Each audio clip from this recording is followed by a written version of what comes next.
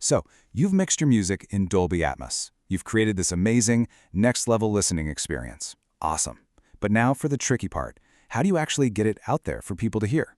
Choosing the right distributor can feel like you're trying to solve a puzzle. With all these different fees and features, well, in this explainer, we're going to give you the cheat codes. Let's get right into it. All right, here's our game plan. First, we'll talk about the massive opportunity Atmos gives you. Then, we'll wade through all the distributor options out there, put the big names head-to-head, and see what other artists are saying. We'll wrap it all up with some clear recommendations for you, and then take a quick look at what's coming next in immersive audio. So, first things first, why even bother with Dolby Atmos? Is it just some fancy tech gimmick for audio nerds?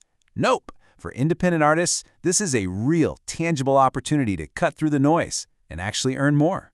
Let me just throw this out there. What if you could get a pay raise? Not for writing a new hit song, but just by changing the format you deliver your music in. I know, it sounds a little too good to be true, but with spatial audio, it's actually happening. And there it is. That's the number.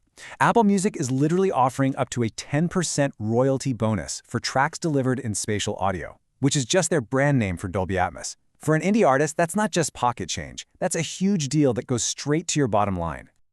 And let's cut through the tech speak here. Forget all the complicated jargon for a minute.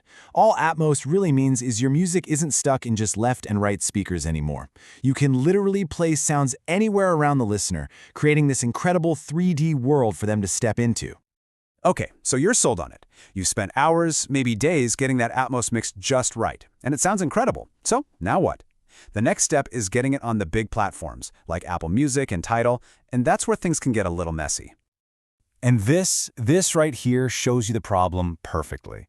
It's not that you don't have options, it's that you have too many options.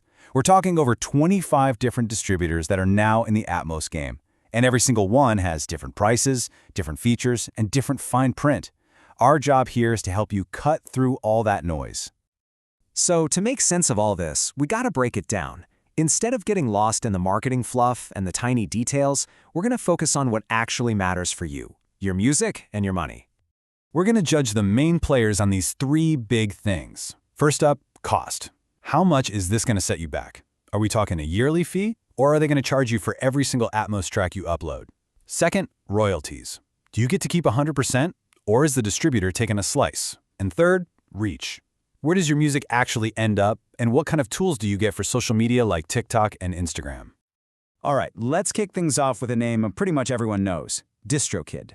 They're famous for being super simple and fast. And yeah, you keep 100% of your royalties, which is great. But here's the catch for Atmos, and it's a pretty steep one. You're looking at a nearly $27 add-on fee for every single track. You'd need a ton of streams just to break even on that. And hey, you don't have to take my word for it. This comment from a Reddit user just nails the whole DistroKid dilemma. The convenience is awesome, no doubt.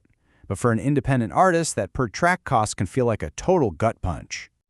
Next up, we've got Symphonic. Now, they're aimed a little more at the pros, serious artists and small labels. The per-track cost is kind of similar to DistroKid, but their big selling point is their professional-level analytics.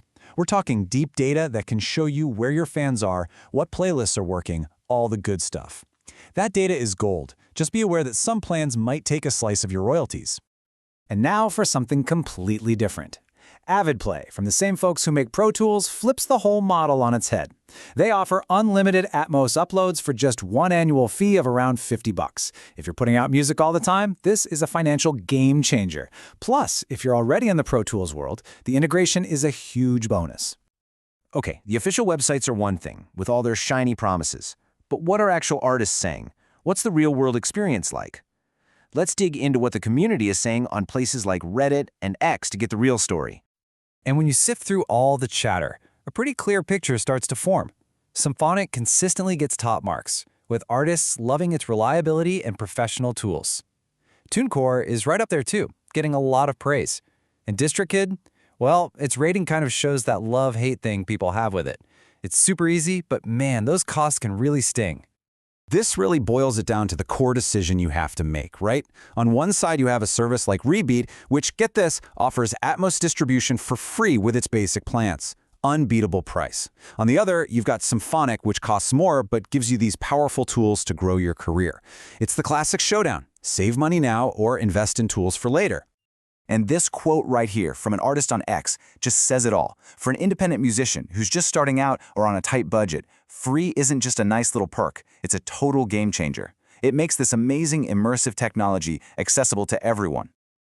Okay, we've looked at the options, we've compared the big players, and we've heard from the community. But what does all of this mean for you? Let's get right to it and figure out what your best move is based on who you are as an artist. Here it is, broken down nice and simple. If you're watching every penny, Rebeat is your go-to. Their free Atmos option is a no-brainer. If you're cranking out tracks left and right, Avid Play's unlimited plan is going to save you a ton of cash in the long run. For those running a small label or who are really data-driven, Symphonics tools are absolutely worth the price. And finally, if your main goal is blowing up on social media, you should check out United Masters or Ditto for their tools built specifically for TikTok and Instagram. And finally, let's just zoom out for a second and look at the bigger picture. Dolby Atmos is the king of the castle right now, no question.